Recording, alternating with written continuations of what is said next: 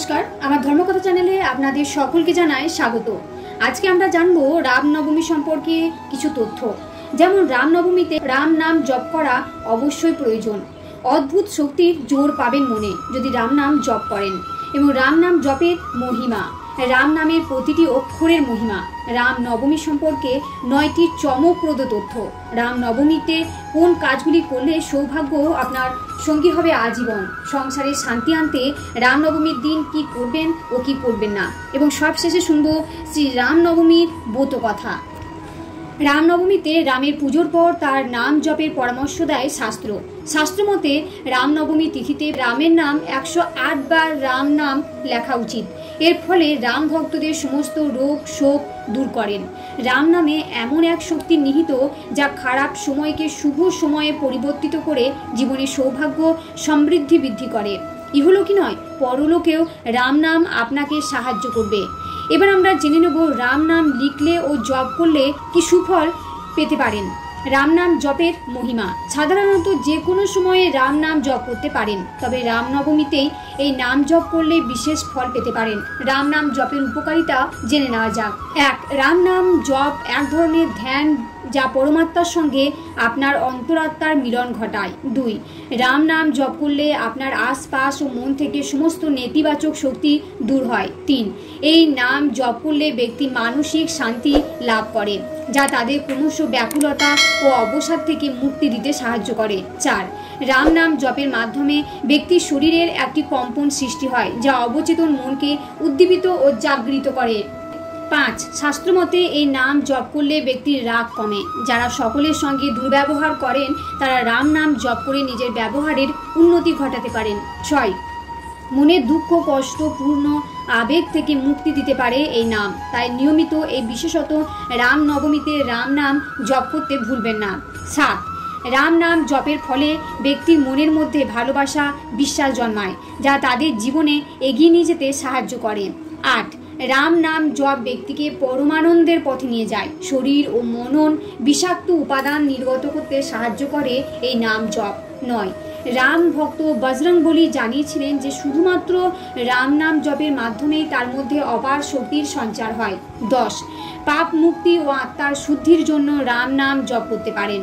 এবার আমরা জানবো রাম নামের প্রতিটি অক্ষরের মহিমা। শাস্ত্রমতে সংসারে রাম নামের চেয়ে বড় ও গুরুত্বপূর্ণ অন্য কিছু নেই। এর প্রতিটি অক্ষরের মধ্যে সুখ লাভ করা যায়। রা উচ্চারণ করলে সমস্ত পাপ শরীর থেকে নির্গত হয়।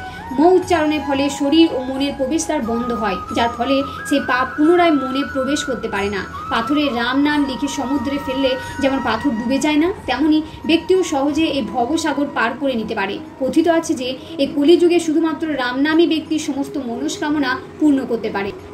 এবার আমরা জানবো রাম নবমীর 9টি চমকপ্রদ কাহিনী।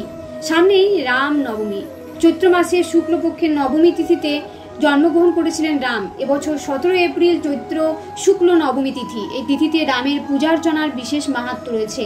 পুত্র সন্তান লাভের কামনায় রাজা দশরথ পুত্র কামেষ্টি যজ্ঞ করেছিলেন। সেই যজ্ঞের পরই রাম, ভরত, লক্ষ্মণ ও শত্রুঘ্নের জন্ম হয়। এছাড়াও রামের জীবনের সঙ্গে নানান চমকপ্রদ ঘটনা ও তথ্য জড়িয়ে রয়েছে। সেই তথ্যগুলো আমরা জেনে নেব। সীতা স্বয়ম্বরে যাননি রাম। শ্রী রামচরিতমানসে সীতা স্বয়ম্বর সম্পর্কে উল্লেখ থাকলেও বাল্মীকি রামায়ণে এর কোনো উল্লেখ পাওয়া যায়নি। বাল্মীকি রচিত রামায়ণ অনুযায়ী রাম ও লক্ষ্মণ ঋষি বিশ্বামিত্রের সঙ্গে মিথিলা গিয়েছিলেন। বিশ্বামিত্রই রাজা জনককে রামকে শিবধনুক দেখাতে বলেন। সে সময় রাম শিবধনুক তুলে নেন ও তার প্রত্যঞ্চা বাঁধতে গিয়ে সেই ধনুক ভেঙে যায়। রাজা প্রতিজ্ঞা করেছিলেন যে এই শিবধনুক তুলে নেবে তার সঙ্গে নিজের কন্যা সীতার বিবাহ করাবেন।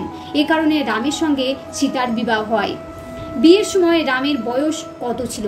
বাল্মীকি রামায়ণের একটি শ্লোক থেকে জানা যায় যে বিয়ের সময়ে রামের বয়স ছিল 13 বছর ও সীতার বয়স ছিল 6 বছর। বিয়ের 12 বছর পর বনবাসে যাওয়ার সময়ে রামের বয়স ছিল 25 ও সীতা ছিল 88। পরশুরাম ও লক্ষ্মণের মধ্যে কোনো বিবাদ হয়নি।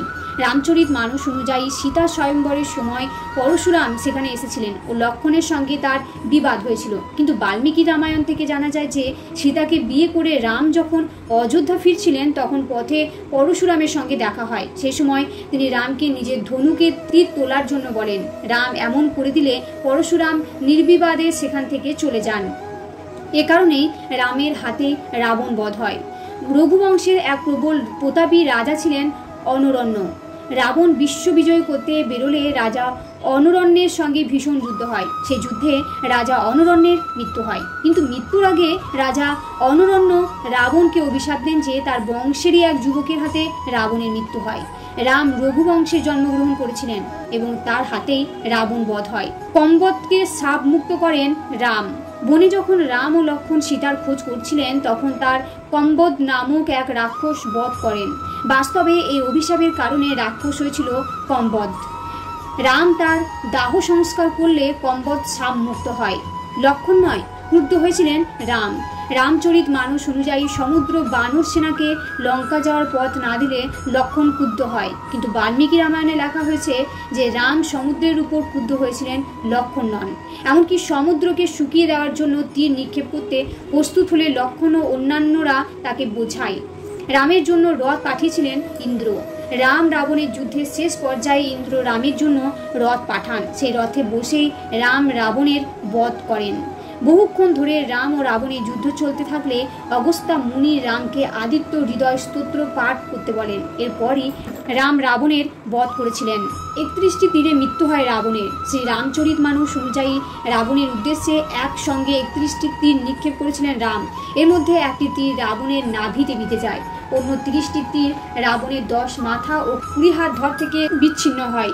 রাবণের বিশাল শরীর মাটিতে পড়ার সঙ্গে সঙ্গে পৃথিবী কেঁপে ওঠে। রাম নামের মহিমা। রাম বিষ্ণুর 7ম অবতার।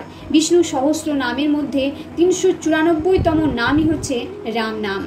এবার আমরা জানবো রাম নবমীতে কোন কাজগুলি করলে সৌভাগ্য আমাদের সঙ্গী হবে আজীবন। রাম ভক্তদের কাছে যা অত্যন্ত গুরুত্বপূর্ণ হচ্ছে রামনবমী। বিশেষ করে রামলালার প্রাণ প্রতিষ্ঠা হওয়ার পর এই বছরের রামনবমী বিশেষভাবে গুরুত্বপূর্ণ। রামনবমী পালিত হবে আগামী 17 এপ্রিল। রামনবমীর দিন রাম দরবার অর্থাৎ রাম, সীতা, লক্ষ্মণ এবং হনুমানজি একসঙ্গে রয়েছেন এমন একটি ছবি ঘরে স্থাপন করুন। সেখানে অর্পণ করুন কমলা সিঁদুর, লাল কাপড়। তিনি বলেছেন এই দিন অবশ্যই পাঠ করুন শ্রীরাম স্তুতি। রাম নাম জপ করার পর শ্রীরাম স্তুতি জপ করলে মিলবে অগাধ শান্তি, ঘরে আসবে অপার সুখ, মিলবে ভগবান শ্রীগ্রামের বিশেষ আশীর্বাদ। এ বিষয়ে পণ্ডিত পুরাণ বাবু জানিয়েছেন এদিন রামের পুজো করার পাশাপাশি পুজো করুন সংকটমোচন হনুমানের। অবশ্যই পাঠ করুন হনুমান চালিসা। রামনবমীতে এভাবে পুজো করলে রামচন্দ্রের পাশাপাশি হনুমানজির আশীর্বাদ পাবেন। জীবন থেকে সমস্ত দুঃখ, দুর্দশা, অভাব, অশান্তি কেটে যাবে। এদিন এই বিশেষ টোটকার কথা বলেছেন তিনি। এই জ্যোতিষ এবং পঞ্জিকাবিদ জানিয়েছেন রামনবমীতে রামচন্দ্রকে অর্পণ করুন 11টি অশ্বত্থ পাতা। তাতে অবশ্যই সিঁদুর দিয়ে শ্রী রাম লিখবেন। তাছাড়া এদিন সাধ্যমতো দান ধ্যান করার পরামর্শ দিয়েছেন। এবার জানবো সংসারে শান্তি আনতে রামনবমীর দিন কি কি করণীয় এবং কি কি করণীয় নয়। প্রথমে জানবো কি করবেন। অনেকে এদিন দোলনার উপর রাম মূর্তি রাখেন, এটি শুভ বলে ধরা হয়। এই দিনে উপোস করলে সংসারে সুখ সমৃদ্ধি আছে, তবে উপোসের সময় জলপান করুন ঘন ঘন। ঘুম থেকে ওঠার পরে দেবতাকে অর্ঘ্য নিবেদন করতে পারেন। বলা হয় এই দিন অযোধ্যায় গিয়ে সরজু নদীতে ডুব দিলে অতীত ও বর্তমান জীবনের সমস্ত পাপ ধুয়ে যায়। পাঠ করতে পারেন রামচরিত মানস, রাম চালিসা ও শ্রীরাম রক্ষা স্তোত্র। পাশাপাশি হনুমান চালিসা পাঠ করে দরিদ্রকে দান করলেও পুণ্য হয়। এদিন কাউকে ঠকাবেন না, সৎ থাকুন, যে কোনো রকমের কুচিন্তা থেকে নিজেকে দূরে রাখুন। এবার জানবো কি করবেন না। এদিন কোনো রকমের তামসিক খাবার, আমিষ ও অ্যালকোহল গ্রহণ করবেন না। তরকারিতে পেঁয়াজ ও রসুন দেবেন না। নবরাত্রির দিন চুল দাড়ি কাটবেন না। এবার আমরা শুনবো রামনবমীর ব্রত কথা। ব্রহ্মার মানসপুত্র মহাযোগী সনক পিতৃ সমীপে উপস্থিত হইয়া জিজ্ঞাসা করিলেন, ভগবান, প্রসিদ্ধ আছে রাজা দশরথের ঔরসে রানী কৌশল্যার গর্ভে ত্রিলোকনাথ ভগবান শ্রীরাম জন্মগ্রহণ করেছিলেন। দশরথ ও কৌশল্যা এমন কি পুণ্য করিয়াছিলেন যে দুর্বাদল শ্যাম শ্রীরাম তাহাদের গৃহে অবতীর্ণ হইলেন? ব্রহ্মা কহিলেন, বৎস, তুমি জগতের কল্যাণার্থে অতি পবিত্র প্রশ্ন করিয়াছ, ইহার উত্তর দিতেছি, শ্রবণ করো। রাজা দশরথের যৌবনকাল প্রায় শেষ হয়ে এলো, অথচ তার কোনো সন্তান হল না। বংশ রক্ষা হয় না দেখে রাজা দশরথ খুবই চিন্তায় দিন কাটাতে লাগলেন। শেষে তার কুলপুরোহিত বশিষ্ঠদেব রাজাকে বললেন তার স্ত্রীকে সঙ্গে নিয়ে শিব দুর্গার মন্ত্র জপ করতে। রাজা দশরথ ও তার মহিষী পতি পরায়ণা কৌশল্যা ধ্যানমগ্ন হইয়া শিব দুর্গা মন্ত্র জপ করিয়াছিলেন। তাহাদিকে কঠোর তপস্যায় শশী শেখরের হৃদয় প্রসন্ন হইল। তিনি তৎক্ষণাৎ রাজা ও রানীর পুরো ভাগে আবির্ভূত হইলেন। কৈলাসপতিকে দেখিয়া রাজার আনন্দের অবধি রইল না। তিনি করপুটে সদা শিবকে সম্বোধন করিয়া কহিলেন, ভগবান, আপনাকে প্রত্যক্ষ দেখিয়া আমার জন্ম, কর্ম, চক্ষু ও দেহ সার্থক হইল। সদাশিব কহিলেন, রাজন, তোমার অভীষ্ট কি প্রার্থনা করো, আমি তাহা পূরণ করিব। রাজা কহিলেন, হে কৈলাসনাথ, আমি পুত্রভাবে নিরন্তর মন দুঃখে কালাতিপাত করিতেছি। কি কার্য করিলে আমি পুত্ররত্ন লাভ করিতে পারি, আপনি তাহার উপায় বিধান করুন। সদাশিব কহিলেন, মহারাজ, তুমি ভক্তি সহকারে পুত্রেষ্টি যজ্ঞ সম্পাদন করো, তাহা হইলেই কৌশল্যার গর্ভে ব্রহ্মাণ্ডপতি জনার্দন তোমার পুত্র রূপে অবতীর্ণ হইবেন। দেবাদিদেব চন্দ্রনাথ এই বলিয়া তিরোহিত হইলেন। অনন্তর রাজা দশরথ কৌশল্যার সহিত একত্র যথা বিধান পুত্রেষ্টি যজ্ঞের অনুষ্ঠান করিলেন। যজ্ঞের ফলে অচিরেই কৌশল্যার গর্ভ সঞ্চার হইল। যথাকালে চৈত্র মাসে শুক্লপক্ষের নবমী তিথিতে পুনর্বসু নক্ষত্রে শুভ লগ্নে শুভক্ষণে শুভ যোগে স্বয়ং জনার্দন শ্রীরামচন্দ্র রূপে আবির্ভূত হইলেন। এজন্যই এই তিথি রামনবমী নামে কথিত। এই মঙ্গলময় দিনে শ্রীরামচন্দ্রের উদ্দেশ্যে যে কোনো শুভ কর্মের অনুষ্ঠান করেন, কোটি সূর্য গ্রহণ অপেক্ষা তাহাতে অধিক ফল লাভ হয় সন্দেহ নাই। যে ব্যক্তি এই দিবসে উপবাসী থাকিয়া রাত্রি জাগরণ ও পিতৃপুরুষ গণের উদ্দেশ্যে তর্পণ করে, অন্তিমে ব্রহ্মধামে তাহার চিরবাস লাভ হয়। যদি এই পুণ্যতিথিতে নির্জনে বসিয়া দশমী তিথির আগমন পর্যন্ত ভক্তি সহকারে শ্রীরামচন্দ্রের উদ্দেশ্যে ইষ্টমন্ত্র জপ করা যায়, তাহা হইলে তার দ্বারাই পুরস্চরণ ক্রিয়া সম্পাদিত হয়। এইরূপ জপের পর দশমীতে ব্রাহ্মণ ভোজন করাইয়া দক্ষিণা প্রদান করা কর্তব্য। এই প্রকারে রামনবমী ব্রত সম্পাদন করিলে রঘু কুলতিলক রামচন্দ্র প্রসন্ন হইয়া ব্রতির মনোবাঞ্ছা পূরণ করেন। এই রামনবমী ব্রত সর্বসুখের এবং সর্বপ্রকার মঙ্গলের আকর ও পরম পবিত্র। ব্রহ্মার মুখে এই কথা শুনিয়া তাপস শ্রেষ্ঠ সনক পুনরায় জিজ্ঞাসা করিলেন, হে পিত, এই প্রকার ব্রতের বিধান কি প্রকার তাহা কীর্তন করুন। ব্রহ্মা কহিলেন, ব্রতের পূর্বদিন একাহারি থাকিয়া আমিষ ভোজীদের নিরামিষ ভোজন করায় বিধি। রাত্রিকালে কুশ বা কম্বলের শয্যায় শয়ন করিবে, কিন্তু স্ত্রীর সহিত শয়ন করিবে না। প্রাতঃকালে গ্রাত্যস্থান পূর্বক স্নান ও নিত্যক্রিয়া সমাপনান্তে পবিত্র হইয়া যথাবিধি সংকল্প করিবে। তৎপরে ঘটে পটে শালগ্রাম শিলায় বা প্রতিমাতে শ্রীরামচন্দ্রের পূজা করিবে। প্রথমত কৌশল্যার ও তৎপরে দশরথের অর্চনা করিতে হয়। তদন্তরে পরিবারবর্গের পুজো করিয়া নবগ্রহ, দিকপাল ও অস্ত্রসমূহ অর্চনা করিবে।